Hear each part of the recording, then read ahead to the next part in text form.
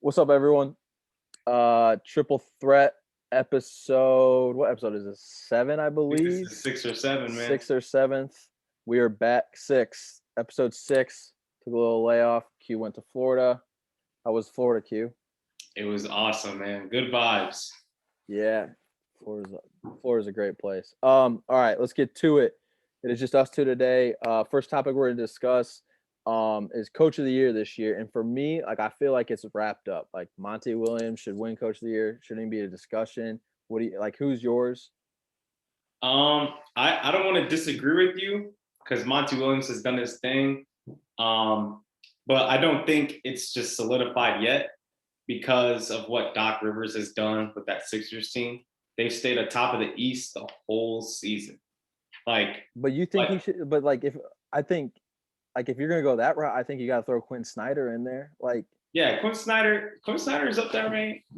I just think like with what Doc has done with the Sixers team, like and how good the East actually is with the Nets and the Bucks, and they've stayed atop the whole season. Like, I, I think Doc has to be in the conversation as well. yeah, no, I get what you're saying. I think they have to have the 1 seed though for him to like be considered for because they were the 5 seed last year, Mm-hmm. and so it's like they went from 5 to 1. That's a pretty good jump, but the Suns are going to go from 10 to maybe 2. Like that's insane. That's impressive. So like I do think Doc does deserve credit, but I think they have to have the 1 seed. Like if they finish 2 or 3, then I think it's just kind of like okay, they just moved up 2 spots. In Right. reality, like the Celtics suck this year, so that's one reason why they're up. The Heat started like the first 20 games without Tyler Hero, Jimmy Butler, all Mm-hmm. them, so they're above them. But if they are the 1 seed with the Nets and the way the Bucks are playing, like that is definitely a very good feat. I think Monty Williams are like I just it's impressive what he's doing. Like I think he would be maybe the first seed in the East if they were in the East. So like Yep. I think he's doing very well. But yeah, I think you got to throw Quinn Snyder in there too though. Like I know it's like everyone's not really giving him credit because they don't think they could win in the playoffs, but I mean it's a regular season award. So like if they are the best record, like I think you have to give him some credit too. Yep. Um but Doc Rivers, I didn't really think about that, but I actually do agree with that. I think so that's why I think a playoff like coach of the year would be like key because I think like the Sixers have been pretty good in the regular season over the past few years, but they always choke in the playoffs. Like I Mm-hmm. think if he can make some noise in the playoffs and like let's say he even gets to the conference finals and like goes to 7 games, stuff like that, like yeah, then it's like super impressive. But then Very impressive. if he like loses in the second round again, then it's kind of like eh. But same with him, Monte Williams, like they just lose in the first or second round. It's like, I mean, come on, you know what I mean? So and Quinn Snyder. So Yeah. I mean, like you said, I think Quinn Snyder has to be in the discussion as well. It's just kind of like I think the Jazz, like you said, have to finish first too, and they have a few games above the Suns, I believe. I mhm. think they're like a game and a half up on them. So, um, and especially with what he's doing with that roster makeup, you know what I mean? Like they lost Bogdanovich. Mhm. I mean, Rudy's up there. He's playing well. Donovan Mitchell's playing well. So they've only lost 14 games this season. So Yeah. it's got to be between Monty Williams and Quinn. So yeah, the Jazz are a game and a half above the Suns. If the Suns were in the East, they would be a game or a game and a half above the Sixers. So Wow. yeah, so but I agree with you. Like I think the most impressive part about Quinn Snyder is like the makeup. Like Donovan Mitchell's probably going to be an all-star from here on out. Like I think everyone would agree with that. Like other than that, they don't really have like Rudy Gobert because of his defense, but he's not like an all-star. You know, he's going to get a bunch of Mm-hmm. rebounds because he's huge and he plays good defense, but Not like like a pure score or anything like yeah, like that. the Sixers got 2 all-stars and then Tobias Harris is maybe the best 3 person in the NBA. Yep. The Suns, like they did add Chris Paul, which I think is a crazy addition, and then you do have Devin Booker, who's one of the best players in the game. The Nets are the Nets, so like in terms of like roster makeup, like Quinn Snyder's done a great job with that. Agreed. Who would you put like most disappointing coach this year? Not necessarily how he's been the past few years, just this year. Who would you put as like your most disappointed? Mm, that's a good question, man. Um, I don't know, man. I would have to say probably Rick Carlisle. with the Mavericks, with just how successful they were last year. I mean, now they're sitting at the 7th spot in the West. So, I mean, they didn't like lose anybody to their key core. You know what I mean? Like Yeah. I mean, Porzingis has been hurt, so that kind of hurts their chances at being like a top 3 seed in the West. But Tim I think Rick Hardaway's been Carlisle and the Mavericks have been ass. disappointing. Tim Hardaway's been ass this year. I think that's one of the Yep. reasons. But no, I agree with you on that. Like a lot of people were talking about, Luka MVP. Can they get a top 4 seed, top 3 seed? Yeah. They're kind of falling off. Yeah, I agree on that. I also like speaking of the Mavs, man, that whole thing with JJ Redick, I did not like how he handled it. Mhm. He got traded there. He's like, this isn't a team I put on my trade destinations, and it's like you're JJ Redick. You're not LeBron. You're not KD. You're not James Harden. He's at the end of his career too, so it's not like you know what I mean. At that point, you got to take what you can get, dude. And the Mavs are like a good, solid squad. I know they've struggled this They're gonna year, be a but like playoff team. they're going to be a playoff team. They got Luka, who like you put Luka in a playoff series, no one really wants to play that. No, And you also throw in JJ. Luka might be the best player you should play with because of how he plays. You're going to get spot up open threes the entire game. So like, and JJ was on his podcast. Like they told me that they were going to do this. They went behind my back. It's like, dude, you are a respected person in this league, but like you are not a top 200 player in this league, probably. So not like, anymore. I don't know why you think that you deserve the world, but I'm gonna have to go with. You got a little sidetracked. I'm gonna have to go with Brad Stevens. I honestly think Brad Stevens is like easily thinking about Brad is easily the most disappointing coach this year because you throw in that. I mean, they probably could have, maybe should have beat the Heat last year in the playoffs. Definitely should have. I think if you lay out roster makeup, the Celtics probably have more talent. This year, the Celtics made a few good additions. I don't know, or the Heat made a few good additions. I don't know if the Celtics actually would be more talented. But then, so you bring everyone back, basically. You still have Jason Tatum. You still have Jaylen Brown. You still have Marcus Smart. You still have Kemba Walker. Like, you have all these guys coming back. You have Grant Williams, Robert Williams, who played a bunch in the playoffs. And they're like struggling to stay above the 8 spot. Like they are at the 7 spot, but it's almost like they're fighting for their life essentially. Yeah. So between them and the 10 seed is only a 4-game lead. And the 10 seeds, so it's like looking at a Boston team that I want to say maybe it was a 2 or 3 seed last year. Mm-hmm. They should be very good. And you look at the bottom of the East between Cleveland, Orlando, and Detroit. Those are maybe the 3 worst teams other than the Timberwolves and the Rockets. So it's like 3 out of the 5 worst teams. I mean, you got to win all those games. Like Toronto's not great. The Bulls aren't great. The Pacers have been banged up and aren't that great. And the Wizards aren't that great. So it's like, how are you only 28 and 27? I think it's easily Brad Stevens. And I agree. And I mean, they have started to play a little better, but I mean, you're looking at the East, you want to get at a 4 or 5 seed because you don't want to play Milwaukee, you don't want to play Brooklyn, you don't want to play Philly in the first round. No, especially after playing a play-in tournament. So yeah. I agree. I think Brad and that team has underperformed, especially because they've retained everybody, like you said. It'd be different if they lost like a key cog like Jaylen Brown or Tatum, but they're all young, they're entering their prime, and they're playing in a very weak East. Like the Atlanta Hawks are sitting at 4 right now. 3. And they were a bottom tier team. They were a bottom tier team before McMillan took over that position.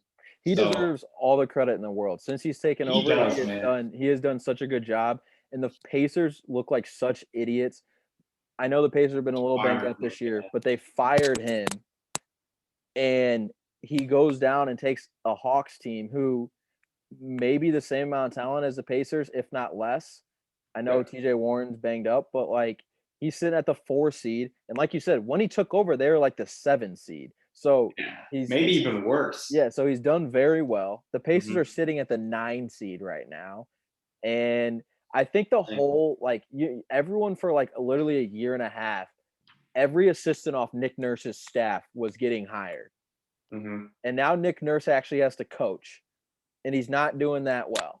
I do think he's a good coach? Yes, but everyone crowned him it's like, dude, you had the perfect storm. You had Kawhi. I mean, Danny Green's a fucking winner. Kyle Lowry's great. Like, you had a great team. Siakam was the most improved player that year. Yes, He had a great year. you had a great team, and Mhm. the Warriors had two guys ruptured Achilles, torn ACL, and you still went to 6 games, I believe.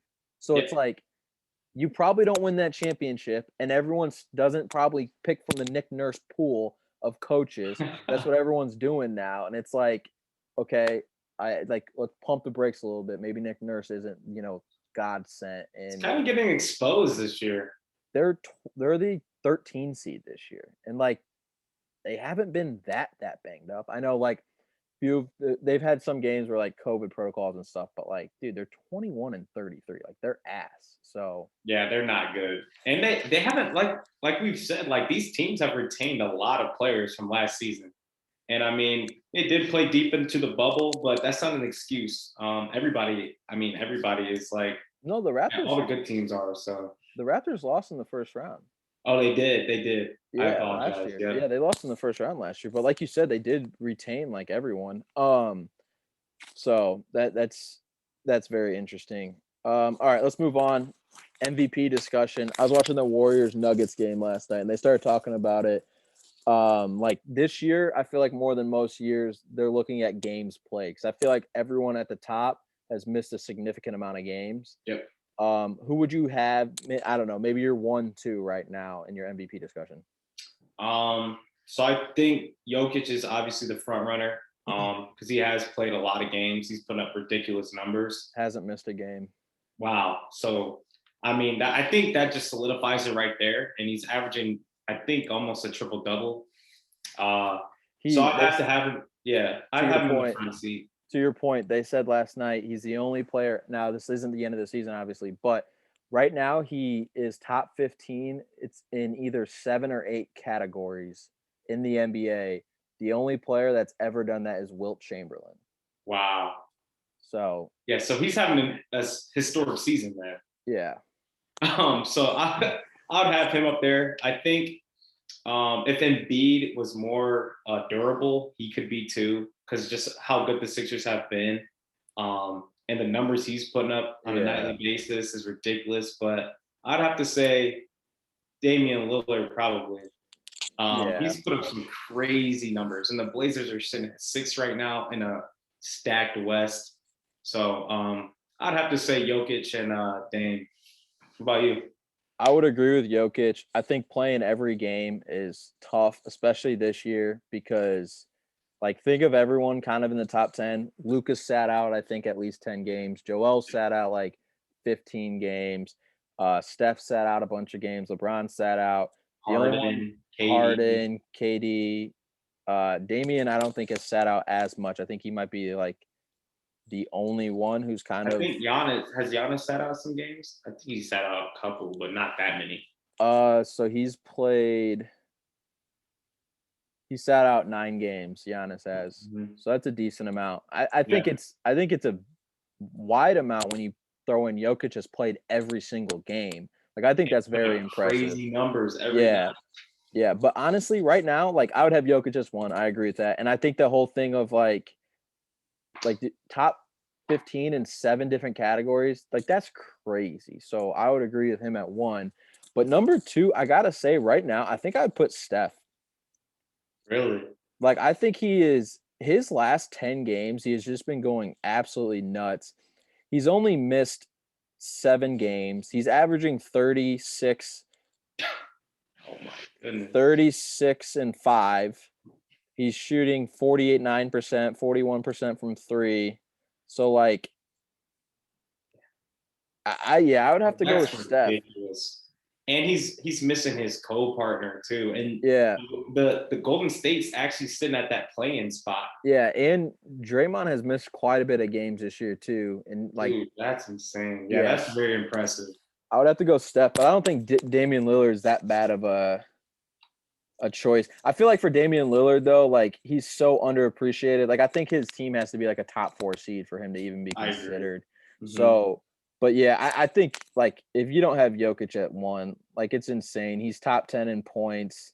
He's top 10 top in 10 in assists. rebounds, top 10 in assists. Like he's a big man too. So I would agree with you on Jokic. All right, so yeah, let's talk about the West. You just kind of said a stacked West. Mhm. It's getting very interesting. So right now you obviously have Utah at 1, Phoenix at 2, Clippers at 3, Denver at 4, Lakers at 5, Trailblazers at 6, Dallas at 7, Memphis at 8, the Spurs at 9, and Golden State at 10. Um, Last night Jamal Murray tore his ACL, so that's going to be a huge hit to Denver. They're Yeah. sitting at the 4 seed. The Lakers have been sitting at the 5 seed basically ever since LeBron went out. Um, AD's supposed to come back very soon. LeBron sounds like he's supposed to come back. I bet they take over number 4 spot over Denver, especially without Jamal Murray. I think the top 3 might stay the same. Phoenix is playing so well. The only thing I could maybe see is if Phoenix jumps Utah, but I think Utah's playing super well that I don't know if Mhm. that'll happen. But yeah, what's interesting to you in the West going on right now? Um, so yeah, I agree with you. I think the top 3 seeds are interchangeable, maybe, but I think they're locked. So Yeah. I don't see any of those other teams surpassing them, especially with LeBron and AD out. But I also think the bottom tier of like the 7 through 10 is going to be interesting as well. Mm-hmm. Um, Now the Pelicans have been playing actually pretty well. So if Golden State struggles going forward, I could see the Pelicans surpassing them and taking that 10 spot for the playing game. But people are kind of sleep on Memphis. Like we don't hear that much noise about them. Obviously, we hear about John Morant and stuff, but they've creeped up too. So Mm-hmm. I think I, it'll be interesting to see how they shake out too. I also think the Spurs could drop too. Like Yeah.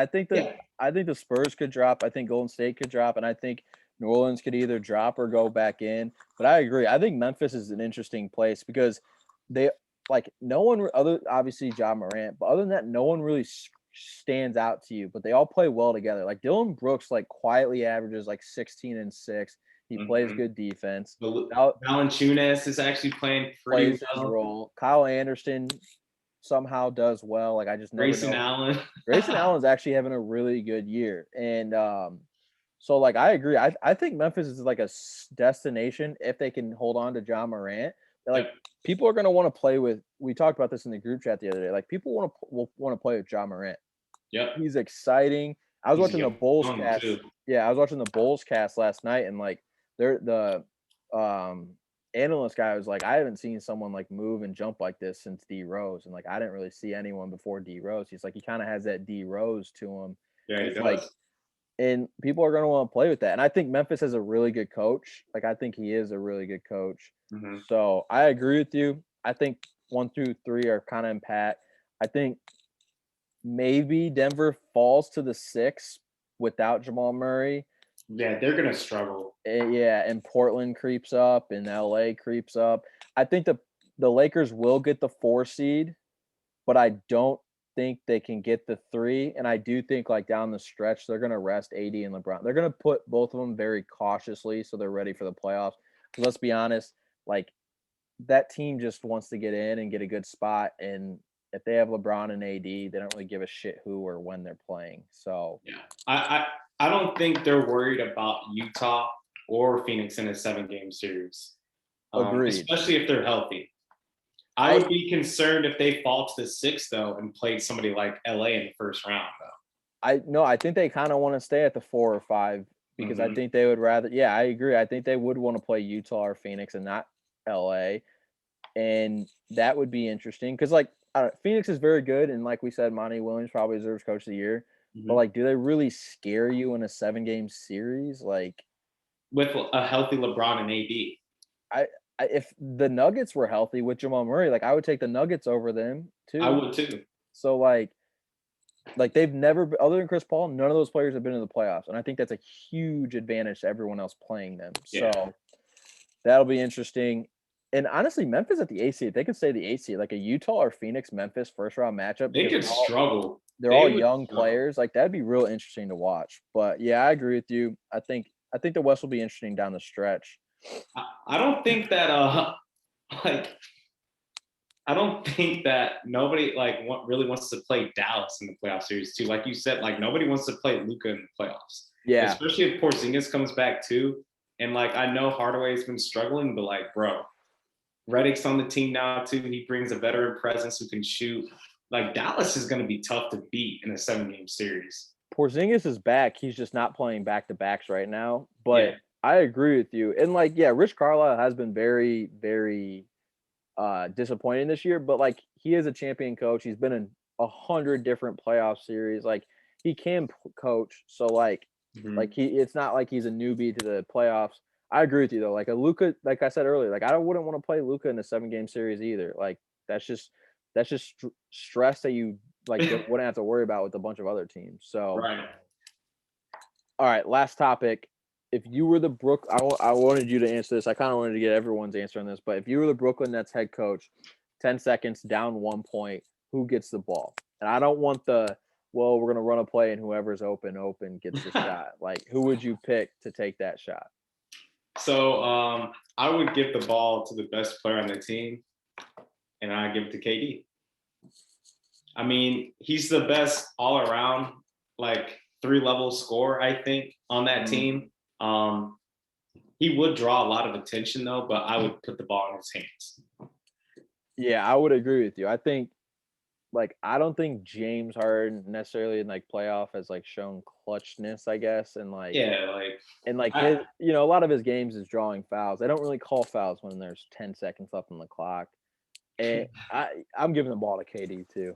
I don't even think it's a discussion. Like, I think it's KD's team. Like, I think they need to understand that. KD's been there before as well. Yeah, And I think that he would like know what to do in that situation. He's 7 foot, he can shoot yeah, over anybody. yeah. Like Kyrie and James Harden rely so much on just like dribbling and Hmm. like creating space and stuff. Like Kevin Durant, he catches the ball, he turns, faces, jab steps, and hits you with a little pull up. It's Right, over. right. And he can put it on the deck. He can get to the rim.